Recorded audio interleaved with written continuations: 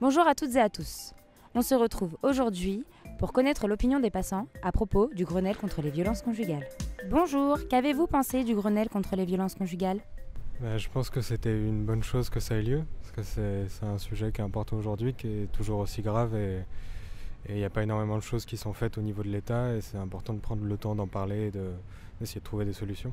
Je trouve que c'est plutôt une bonne initiative en fait pour moi que le gouvernement ait lancé cette démarche parce que c'est un sujet de société, je pense qu'on doit prendre à bras le corps.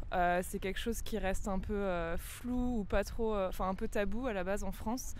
Et je pense que c'est important, qu'il y a beaucoup de personnes qui souffrent de ça et qui ne sont pas forcément au courant ou qui ne savent pas à qui parler ou qui se trouvent confrontés à une justice ou à des professionnels qui ne savent pas forcément quoi répondre ou quoi faire. Et je pense que c'est un débat important.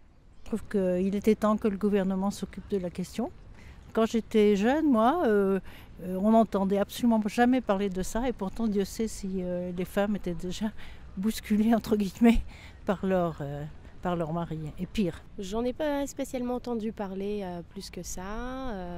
Je pense que c'est une bonne démarche pour sensibiliser tout le monde, les personnes touchées par ça, comme les non touchées. Parce que je pense que ça peut arriver à n'importe qui, mais il faut de la prévention. Du coup, selon vous, quelles mesures devraient être mises en place ? Je ne sais pas tellement, j'y ai pas vraiment réfléchi. Je pense peut-être une meilleure formation pour les policiers pour recevoir les gens qui sont victimes, une meilleure terminologie, choisir des mots qui sont plus clairs sur ce qui se passe, éviter les trucs de crimes passionnels, ce genre de trucs.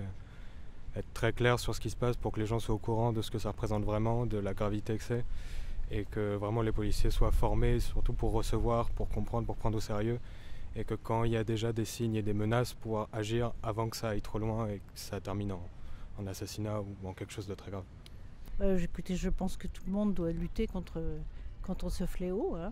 J'ai vu l'autre jour sur le boulevard, là, il y avait écrit « Papa a tué maman ». C'est un collectif aussi de jeunes femmes qui font ça.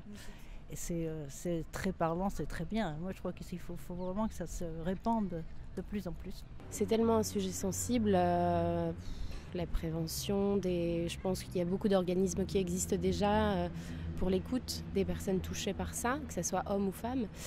Honnêtement, j'ai été confrontée à ça personnellement. J'ai vécu pas des violences physiques, mais vraiment morales et émotionnelles, psychologiques.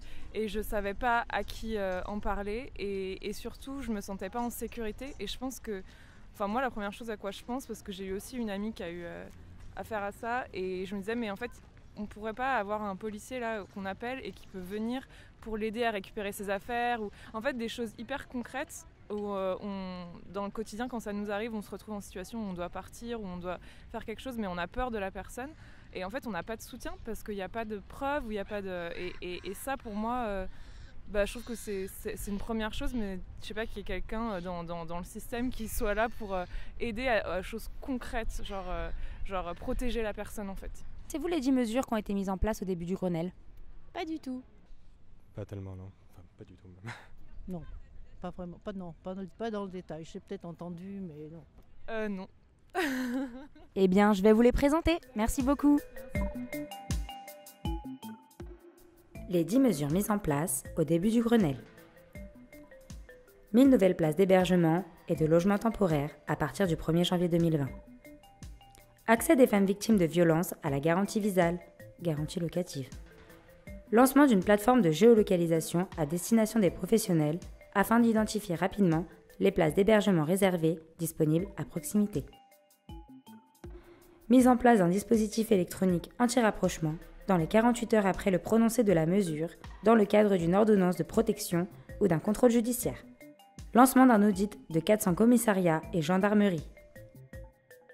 Mise en place d'une grille d'évaluation du danger dans tous les services de police et de gendarmerie. Généralisation de la possibilité de déposer plainte dans les hôpitaux.